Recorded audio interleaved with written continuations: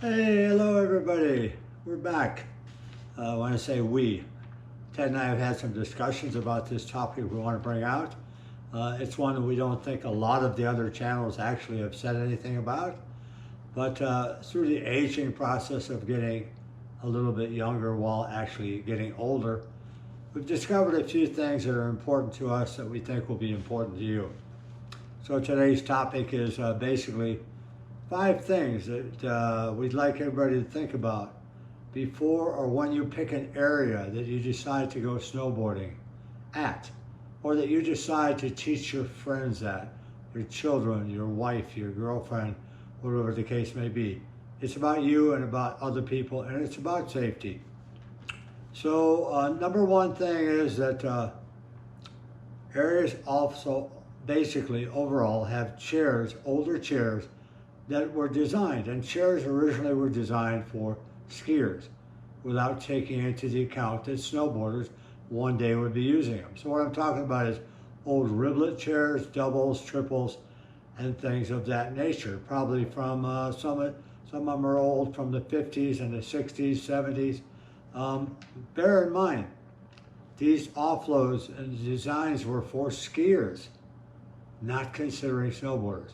So the idea of the chair was to get you up to the top, drop you quick, get you out of the way, whatever, because they were tired of rope tows, T-bars, pommel lifts, and things of that nature. So the chair came in. Those offloads are quite often, and still today, much steeper than they need to be for boarders, particularly new boarders and people coming off the lower part of the mountain, the bunny hills, etc.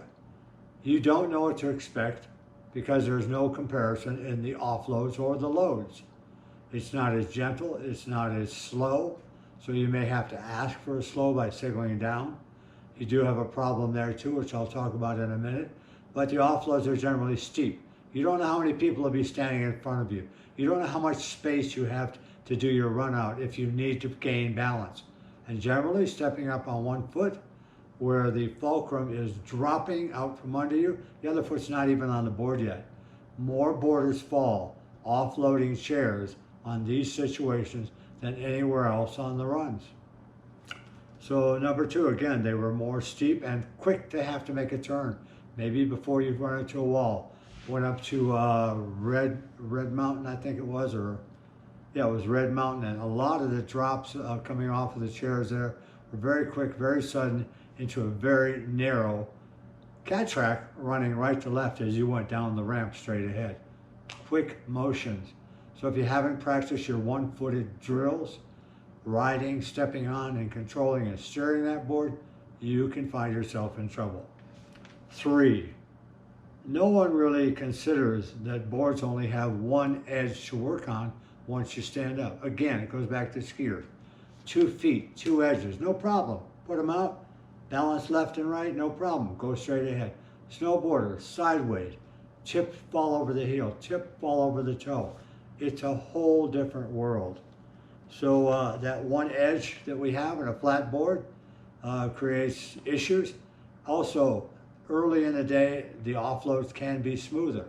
Later in the day, for those of you who drive down the interstates and find groove tracks, that's what happens to your off-ramps. They get grooved. You may want to go to the right, but the ramp may be grooved because the majority of people all day went to the left.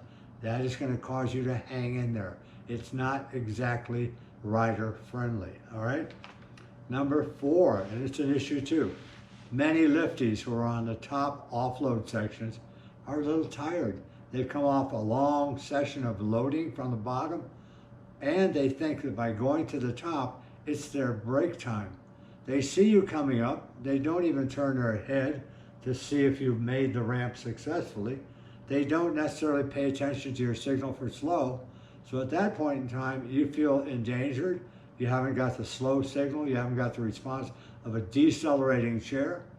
Don't get off the lift. Let them have to stop it so they wake up and help you stay safe and your kids stay safe, because it's a risk. Number 5, stay safe and look for areas when you're planning your trips that have the high-speed quads or high-speed lifts, because generally the high-speed chair comes in, decelerates during your load, picks you up, moves out. At the top, it decelerates. And you've got more time to stand up. And usually your off ramps are gentle and stretched out so that all riders can leave that chair with a nice balanced position. So find out about your areas before you go. And I'll give you a couple examples local. So I won't tell you names, but I will tell you this. One of the areas that you see us at a lot has with the main chair going up, and that initial ramp can drop 10 or 15 feet of grade very fast. And then we have people that line up out there because they've made it far enough, they stop and stand there. You stand up and they're actually standing in your way. There's a sign that says, caution, move out of the way. Did they do it? No, because I got off the chair okay. It's not my problem. Now I'm off. But the problem is now presented in front of you. We need more control of those people, having them move. And don't be afraid afterwards to say, guys, you're in the offload area, could you please move? If that doesn't work, talk to patrol. If you don't get results there, talk to management. In this same general area, there's another chair on the backside. It comes out, and I'll just use my hand. This is the offload here, and this is the ramp. Boom. So your board steps off, boom, it's got to drop, and you got to fall down to catch up to the other foot. It's extremely dangerous, all right? Now we'll go over to another area that you see us at occasionally, no name. They have a beginner chair after you come off the beginner hill that has probably the worst offload ever. It's called chair 5. Half the time they don't run it, and when they do run it, they're completely slow to draw you in. But the offload for the boarders is incredibly hard, incredibly hard. They have another chair called chair 2. Chair 2 goes up, and you have approximately 15 feet from the time your board touches ground to hit straight ahead to an uprising bank to turn right and left. These things all need to be addressed by management at areas, but they will only understand when you come back and tell them and start to talk about how you feel and how it causes you to kind of have a rough day. And as I've said before, more boarders are injured on the offloads of ramps than they are actually going down the hill.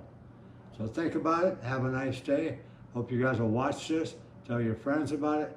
Get active. Let's get these things to where skiers and boarders have some equality, particularly on our offloads. So hit the like button, hit the subscribe button, and stay tuned. Straight ahead.